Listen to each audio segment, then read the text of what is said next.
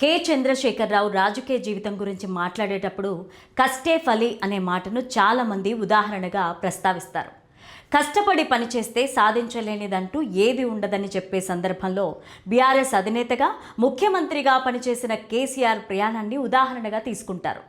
సాధారణ మధ్యతరగతి కుటుంబంలో జన్మించి రెండుసార్లు ముఖ్యమంత్రిగా ఎన్నిక కావడం వెనుక ఎన్నో ఆటుపోట్లు, రాజకీయ ఒత్తిళ్లు, అవమానాలు ఉన్నాయని ఆయన అనుచరులు చెప్తారు. తెలంగాణ రాష్ట్ర సాధనలో ఆయన పాత్ర ముఖ్యమని వారు భావిస్తారు. తెలంగాణ కోసం ఆయన చేసిన కార్యక్రమాలు, నిరసనలు ఉద్యమాన్ని ఉధృతం చేశాయని అభిప్రాయం వ్యక్తమవుతుంది. అదే సమయంలో రాష్ట్ర విభజన ప్రక్రియలో పలు రాజకీయ పార్టీలు, సామాజిక వర్గాలు కూడా భాగస్వామ్యులయ్యారు. కేసీఆర్ 1954 ఫిబ్రవరి 17న సిద్దిపేట సమీపంలోని చింతమడక గ్రామంలో జన్మించారు. తండ్రి రఘువరరావు, తల్లి వెంకటమ్మ. ఆయనకు 9 మంది సోదరీమణులు, ఒక్క అన్నయ్య ఉన్నారు. సిద్దిపేట డిగ్రీ కళాశాలలో హిస్టరీ, పొలిటికల్ సైన్స్, తెలుగు సబ్జెక్టులలో BA పూర్తి చేసి ఆ తరువాత హైదరాబాద్లోని ఉస్మానియా విశ్వవిద్యాలయంలో తెలుగు సాహిత్యంలో MA పట్టా పొందారు. 1969 ఏప్రిల్ 23న శోభన గారితో వివాహం జరిగింది. కుమారుడు KT తారక రామారావు మంత్రిగా పనిచేశారు.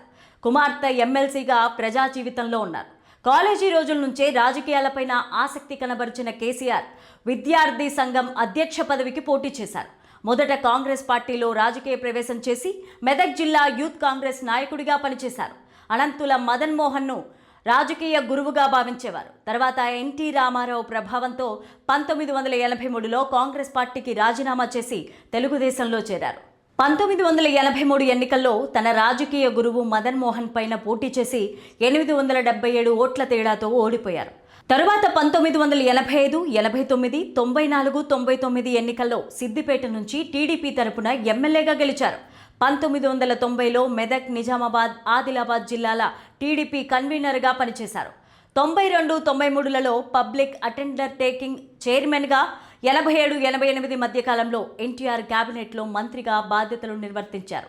1996లో నారా చంద్రబాబు నాయుడు క్యాబినెట్లో రవాణా శాఖ మంత్రిగా పనిచేశారు. 2000 నుంచి 2001 వరకు డిప్యూటీ స్పీకర్గా ఉన్నారు. 2001 ఏప్రిల్ 21న డిప్యూటీ స్పీకర్ పదవికి తెలుగుదేశం పార్టీకి రాజీనామా చేశారు. మంత్రి పదవి దక్కలేదనే అసంతృప్తి ఒక కారణమని అప్పట్లో ప్రచారం జరిగింది. ఆంధ్రప్రదేశ్లో తెలంగాణ ప్రాంతం వివక్షకు గురవుతోందని పేర్కొంటూ ప్రత్యేక రాష్ట్ర లక్ష్యంతో 2001 ఏప్రిల్ 27న తెలంగాణ రాష్ట్ర సమితి పార్టీని స్థాపించారు. 2004లో కాంగ్రెస్తో పొత్తు పెట్టుకుని కరీంనగర్ నుంచి ఎంపీగా గెలిచారు. 2004, 2006 మధ్య UPA ప్రభుత్వంతో కార్మిక శాఖ మంత్రిగా పనిచేశారు. ప్రత్యేక తెలంగాణ డిమాండ్ నెరవేరలేదనే కారణంతో మంత్రి, ఎంపీ పదవులకు రాజీనామా చేశారు. అనంతరం జరిగిన ఉప ఎన్నికల్లో కరీంనగర్ నుంచి 2 లక్షలకు పైగా ఓట్ల మెజారిటీతో గెలిచారు. 2008లో తెలంగాణ సాధన కోసం TRS ఎంపీలు, ఎమ్మెల్యేలు రాజీనామా చేయగా ఉప ఎన్నికల్లో మళ్లీ గెలుపొందారు. 2009లో మహబూబ్ నగర్ నుంచి ఎంపీగా ఎన్నికయ్యారు. 2014లో గజ్వేల్ నుంచి ఎమ్మెల్యేగా, మెదక్ నుంచి ఎంపీగా గెలిచారు. తెలంగాణ రాష్ట్ర ఏర్పాటు తర్వాత జరిగిన తొలి అసెంబ్లీ ఎన్నికల్లో TRS విజయం సాధించడంతో 2014 జూన్ 2న రాష్ట్ర తొలి ముఖ్యమంత్రిగా బాధ్యతలు చేపట్టారు. 2018లో జరిగిన ముందస్తు ఎన్నికల్లో తొలిసారి గెలిచి రెండోసారి ముఖ్యమంత్రిగా ప్రమాణ స్వీకారం చేశారు. ఆయన ప్రభుత్వ కాలంలో రైతు బంధు, దళిత బంధు, షాదీ ముబారక్, కళ్యాణ లక్ష్మి, డబుల్ బెడ్రూమ్ ఇళ్ల వంటి పథకాలు అమలయ్యాయి. 2022 జూన్లో TRSను జాతీయ స్థాయికి విస్తరించే ఉద్దేశంతో భారత రాష్ట్ర సమితిగా మార్చుకున్నట్లు ప్రకటించారు.